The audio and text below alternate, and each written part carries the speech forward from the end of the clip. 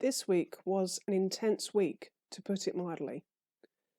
It started off with the nation glued to their TV sets, or these days, any other watchable devices, to see the very frank interview of Harry and Meghan with Oprah Winfrey. I must be honest, I would like my country one day to have an elected head of state. However, sometimes events like this shine a light on how out of touch and how much of a relic the concept of having a royal family really is. I sympathise with Harry and Meghan wanting to flee this trapped lifestyle that they found themselves in, as well as the intense scrutiny of a press which has taken control of what we can say and think. It really disturbed me, the allegations that Meghan made about the lack of support for her mental health, and the questioning of how dark the skin of her baby might be. This shocked me, but at the same time, it just confirmed how little progress we have made in terms of racism and the stigma against mental health. I was, however, slightly pleased when Meghan mentioned how her union protected her when she was working as an actor. And this should be an important message to everyone, how important it is to be part of a union so that workers can stand up in solidarity with each other whenever injustice occurs. Away from the drama with the royals, we still have a battle going on in the UK with COVID-19, and we must continually thank our workers in the NHS who have been at the forefront in battling this virus. Therefore, it is important that they deserve a decent pay rise. And the Royal College of Nursing's recommendation of 12.5% should be the increase that nurses should receive.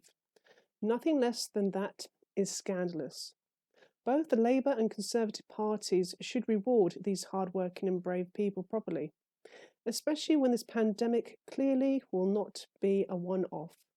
So we need to be ready and have a fully funded NHS with full workers' rights given to those who work for it.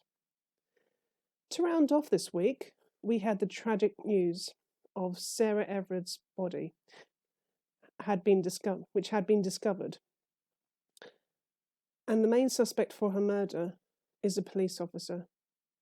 My condolences are with her family and friends.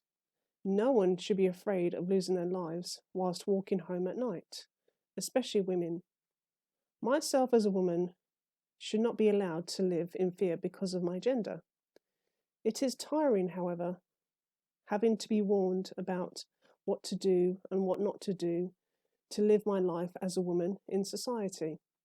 This kind of thinking needs to be turned on its head, and we need to tackle rampant, toxic, and at times homophobic masculinity, which has been embedded into our culture. It does not help to see the images from Clapham Common last night, which brought back memories of last summer's Black Lives Matter protests and how heavy-handed the police were.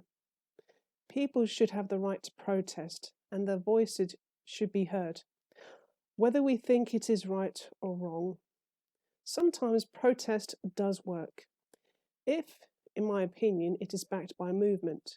And that movement, from my perspective, should always be a movement tackling inequality and who controls capital.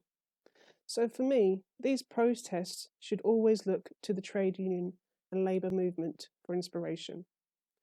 In the words of Cesar Chavez, he says, "The people united will never be defeated."